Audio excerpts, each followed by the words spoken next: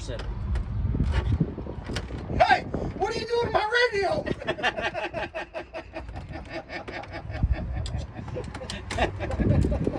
Funny every time. Okay, you magnificent hippies. This is pretty straightforward.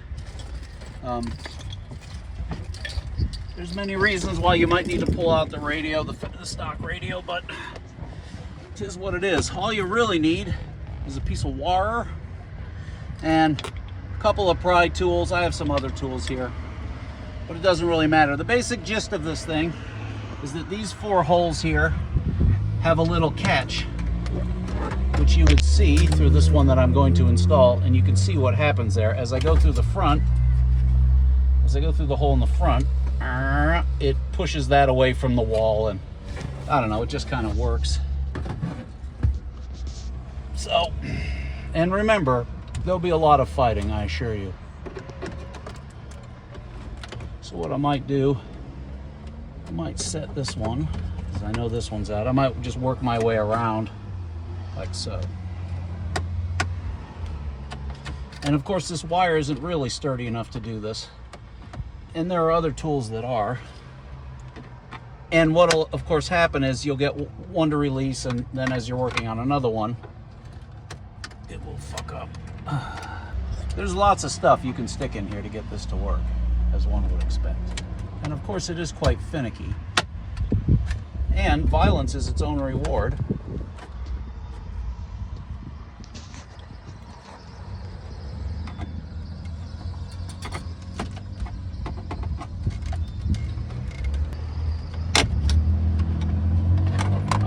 Once you get it out, that same pokey tool will be helpful.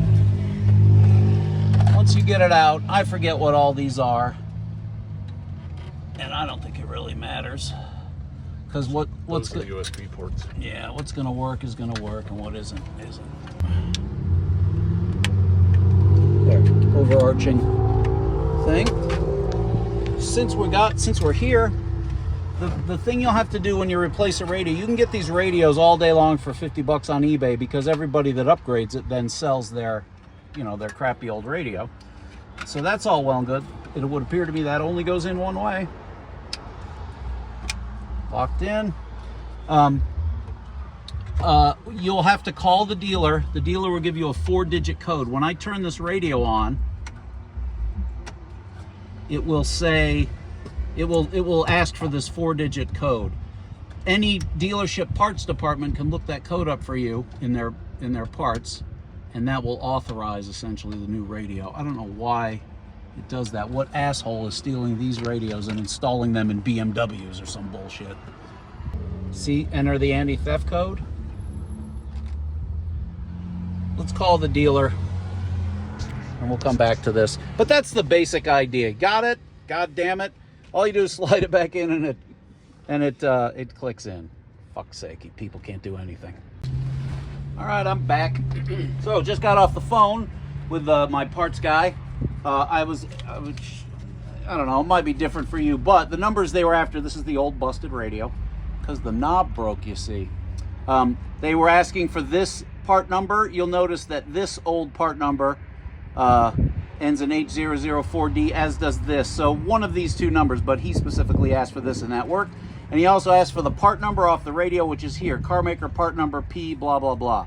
And anyway, they give you a 4-digit code, which is what your body control module knows. So I'll put that there where the wind. You know what? I'll put that there in case I lose it. All right, when you turn the key on with our new shitty radio, we're going to find out what that is. I want to say that's the antenna, but I don't remember. It's going to ask me please enter the anti-theft code. Now, I just got off the phone with the dealer. You give them the VIN of the van and the serial number off the radio, and they give you a 4-digit code, which is 3270. And I believe it gives me a keypad, 3270. Okay.